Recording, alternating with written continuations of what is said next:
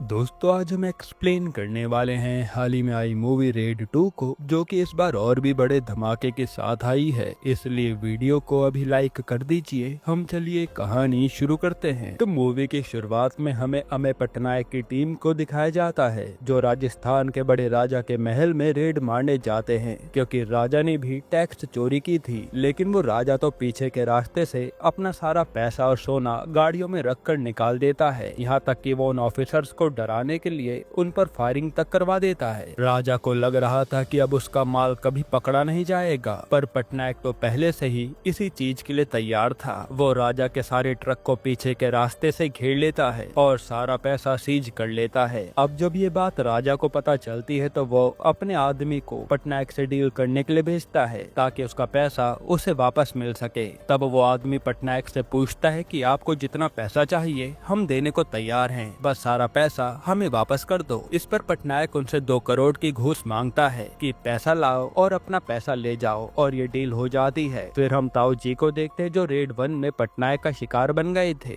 वो अभी भी जेल की हवा खा रहे थे, क्योंकि उन्होंने इनकम टैक्स ऑफिसर को मारने की कोशिश की थी। इसके बाद हमें बताते हैं कि उस राजा से घूस लेने के इल्जाम में पटनायक का ट्रांसफर भोज में हो गया था, और वो अपनी बीवी और बच्ची के साथ वहीं चला जाता है। हालांकि पटनायक के ऊपर किसी को भी भरोसा नहीं था कि वो घूस भी मांग सकता है। खैर, अब भोज में एंटर करते ही पटनायक को दादा भाई के बड़े बड़े बैनर दिखते हैं, जिसमें सिर्फ उन्हीं का बखान था कि कैसे उन्होंने लोगों की मदद की है। इसके बाद हमें दादा भाई को दिखाते हैं, जो कैबिनेट मिनिस्टर है, और वो अपनी माँ को भगवान से भी ऊपर रखते हैं। साथ ही वो लोगों की मदद के लिए हमेशा आगे रहते हैं, इसलिए पूरा भोज उनकी बात मानता है। इधर पटनायक आते ही अपने सारे साथियों से मिलता है। तब एक ऑफिसर मजाक में पटनायक को ताना मारता है कि कैसे उन्होंने घूस मांगी थी। तब पटनायक को गुस्सा तो बहुत आता है, पर वो उसे कुछ कहता नहीं। फिर पटनायक अगले दिन अपनी फैमिली के साथ दादा भाई के फाउंडेशन में घूमने जाता है, जहाँ वो शक की निगाहों से हर जगह को देख रहा था, और उसे कुछ ऐसी चीजें भी नजर आती हैं जिन्हें वो नोट कर लेता है। फिर वो वहाँ के आदमियों से दादा भाई की पूरी कहानी पूछता है कि आखिर वो इतना बड़ा आदमी कैसे बना। तब वो लोग बताते हैं कि दादा भाई लोगों की काफी मदद करते थे,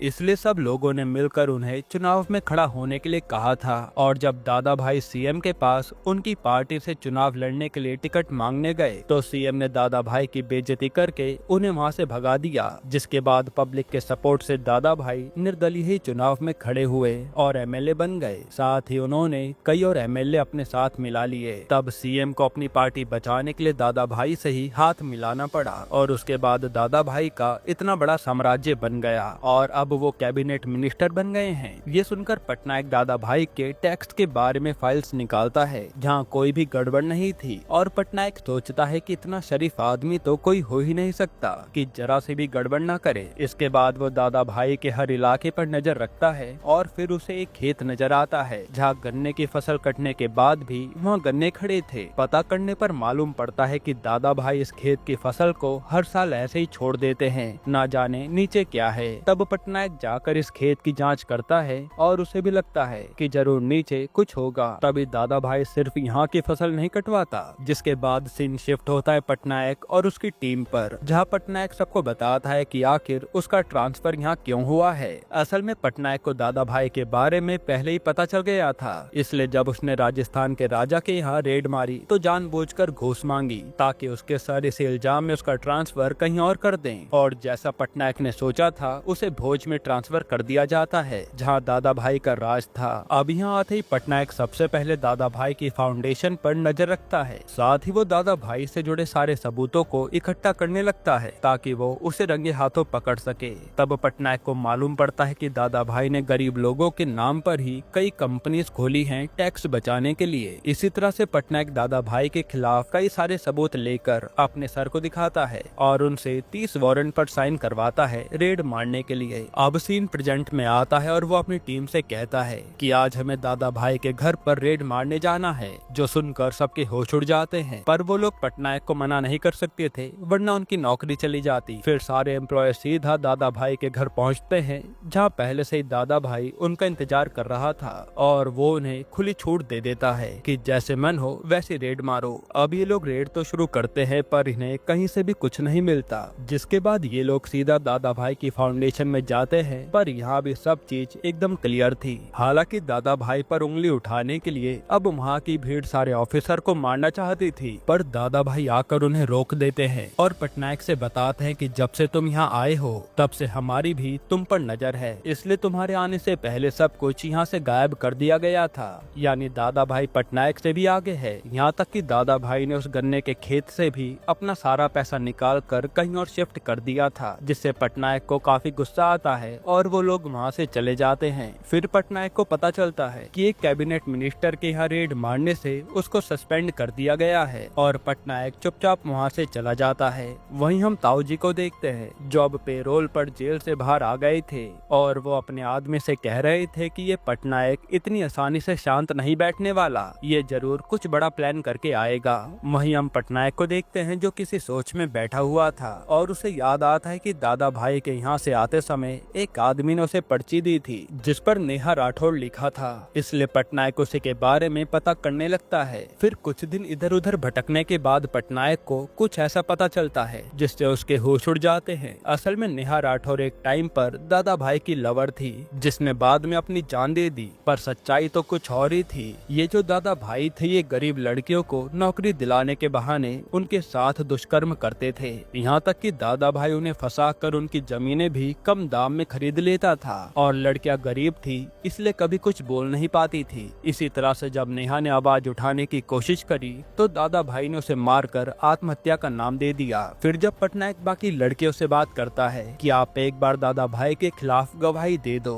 तो डर के मारे कोई भी लड़की नहीं मानती और ये सब वहीं खड़ी पटनायक की बीवी सुन रही थी। इधर हम दादा भाई को देखते हैं जो आज भी एक लड़की के साथ दुष्कर्म करके वहाँ से चला जाता है और वो लड़की कुछ नहीं कह पाती। इसके बाद पटनायक के दिमाग में एक आइडिया आता है और वो एक ऐसे वकील के पास जाता है जो पूरा बेईमान था और पैसों के लिए कुछ भी कर सकता था। वो उस वकील को पैसे खिलाकर कहता है कि हमें दादा भाई के खिलाफ PIL डालनी है आपके नाम से, जिसमें दादा भाई ने नौकरी के नाम पर लड़कियों से जमीनें हड़पी हैं। तब पैसों के लालच में वो वकील मान जाता है और जब दादा भाई को PIL की बात पता चलती है तो वो भड़क जाता है कि ऐसे तो मेरा नाम खराब हो जाएगा। इधर हम एक नए ऑफिसर बब्बन को देखते हैं जो पटनायक की जगह भोज में ट्रांसफर होके आया था और वो आते ही दादा भाई की चाटने लगता है कि मुझे आप पैसे खिलाते रहना, आप पर जरा से भी आंच नहीं आएगी, जिस पर दादा भाई भी मान जाता है। फिर अगले दिन बब्बन को उसकी ऑफिसर आकर एक टिप देती है जो उसे पटनायक ने ही दी थी कि पास के एक घर में काफी सारा पैसा है और वो आदमी दादा भाई का दुश्मन है, इसलिए हमें वहाँ रेड मारनी चाहिए। तब बब्बन भी पैसों के लालच में वहाँ रेड मारता है और वहाँ से उसे काफी सारा पैसा मिलता है, जिससे बब्बन तो बहुत खुश था, कितनी बड़ी रेड मारी है तो आधा पैसा मेरा होगा। पर पता चलता है कि ये पैसा भी दादा भाई का ही था जो वहाँ खेत से निकालकर उसने छुपाया हुआ था। इस पर दादा भाई बब्बन को घर पर बुलाता है और सच जानकर बब्बन भी उनसे माफी मांगता है। साथ ही वो दादा भाई से कहता है कि फिलहाल तो सरकार रेड पड़वाती रहेगी, आप ऐसा कीजिए कि मुझे अपने सारे इलाकों के बारे में बता दीजिए, मैं वहाँ रेड मारने जाऊंगा ही नहीं। पर दादा भाई उसे कुछ भी नहीं बताता और वो चुपचाप भोज से अपना सारा पैसा कहीं और ट्रांसफर करने लगता है। हालांकि इस पर तो पटनायक की पहले से ही नजर थी, इसलिए वो कुछ इलाकों पर रेड पड़वा कर दादा भाई का पैसा जब्त भी करवा देता है। और फिर यहाँ एक बड़ा खुलासा होता है कि असल में पटनायक को ये सब कुछ दादा भाई का PA ही बता रहा था, जो था तो बहुत करप्ट आदमी, पर पटनायक ने उससे अकेले में मिलकर उसका जमीर जगा दिया था। तब से वो पटनायक की मदद करने में लगा था। हालांकि जब ये बात दादा भाई को पता चलती है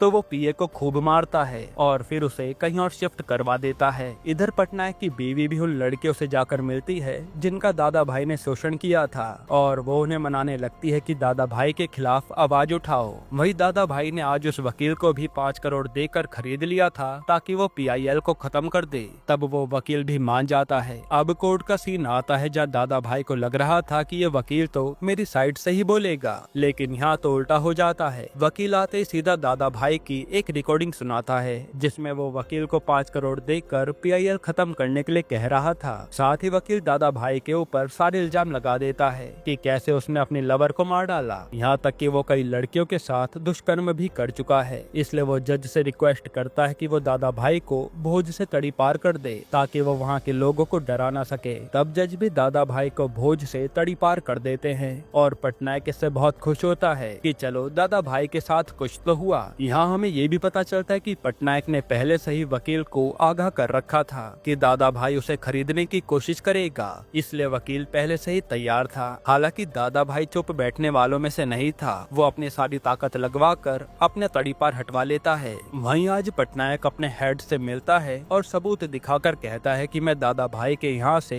500 करोड़ की रेड मारूंगा, इसलिए मेरे ऊपर से सस्पेंशन हटा दीजिए, और अगर मैं ऐसा नहीं कर पाया तो फिर कभी रेड मारने नहीं जाऊंगा। ये सुनकर उसके हेड पटनायक को उसकी पोस्ट दे देते हैं। फिर पटनायक सीधा भोज आता है और यहाँ एक और सीक्रेट रिवील होता है। असल में बब्बन का ट्रांसफर पटनायक ने यहाँ करवाया था और बब्बन पटनायक का ही आदमी था जो दादा भाई पर नजर रखने आया था। फिर बब्बन बताता है कि मैंने दादा भाई के सारे इलाकों पर नजर रखी है और डर के मारे दादा भाई ने 1 महीने के अंदर अपना सारा पैसा नए वाले होटल में लगा दिया है। अगर हम ठीक से उस होटल की जांच करेंगे तो हमें वो मिल जाएंगे। इस पर पटनायक सीधा वारंट लेकर उसी होटल में रेड मार देता है। वहीं इस समय दादा भाई अपने चुनाव की मीटिंग के लिए कहीं और जा रखा था, जिसके बाद पटनायक और उसके साथ ही पूरा होटल खंगाल लेते हैं, पर उन्हें तो अभी तक कुछ नहीं मिलता। तब पटनायक अपने दिमाग पर जोर डालता है और एक एक दीवार चेक करने लगता है। तब एक दीवार जो खोखली थी उसे तोड़ने पर उसे काफी सारा पैसा और सोना रखा नजर आता है। वहीं पटनायक के साथियों को हर बाथरूम में सोने के नलके लगे हुए मिलते हैं, जिन्हें वो जब्त कर लेता है। हालांकि जैसे ये रेड वाली बात दादा भाई को पता चलती है तो वो सीधा होटल जाते हुए सीएम को फोन करता है ताकि वो रेड रोक सके, लेकिन सीएम तो साफ मना कर देता है कि ये सेंटर का मामला है। जिस पर दादा भाई पीएम को भी फोन लगा देता है, लेकिन पीएम भी उसका फोन नहीं उठाते क्योंकि ऐसे तो उनका नाम भी खराब हो सकता था। इससे दादा भाई को काफी गुस्सा आता है और वो भोज की जनता को उकसा देता है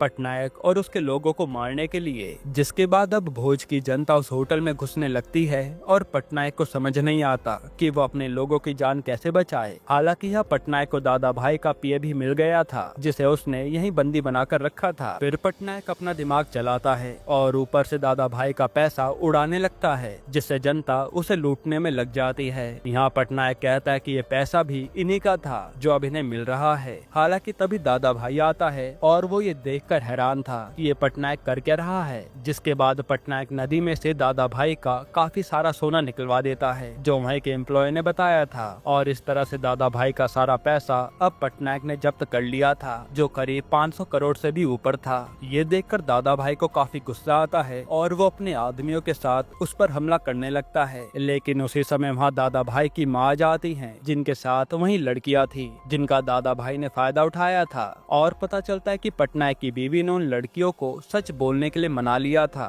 और सबसे पहले उन्होंने जाकर ये बात दादा भाई की माँ को बताई थी, जो जानने के बाद तो दादा भाई की माँ पूरी तरह से टूट गई थी। इसलिए वो आकर दादा भाई के थप्पड़ मारती है और दादा भाई आज पूरी तरह से टूट जाता है क्योंकि उसकी माँ को सच पता चल गया था। जिसके बाद दादा भाई चुपचाप पुलिस के साथ चला जाता है और वहीं पटनायक जाकर उस बूढ़े आदमी से मिलता है जिसने उसे नेहा नाम की चिट्ठी दी थी। असल में वो नेहा का दादा था जो सच सामने लाना चाहता था। फिर हम दादा भाई को देखते हैं जो अब जेल में था और पटनायक से गुस्सा था। तब उसके पास ताऊ जी आते हैं जिनका पेरोल खत्म हो गया था, यानी अब ये दोनों मिलकर पटनायक से बदला लेना चाहते हैं। यहीं पर ये मूवी खत्म होती है। दोस्तों, आपको ये मूवी कैसी लगी हमें कमेंट में जरूर बताना। वैसे मैं अगर आपको छोटा सा रिव्यू दूं तो ये मूवी मुझे तो काफी पसंद आई है, जहां आप जरा सा भी बोर नहीं होते। वहीं अजय देवगन और रितेश देशमुख की परफॉर्मेंस लाजवाब थी। हालांकि यहाँ वाणी कपूर का रोल जरा सा भी इम्पैक्टफुल नहीं था, वो बस फिलर के तौर पर 2 या 3 मिनट के लिए आती हैं, उससे ज्यादा नहीं।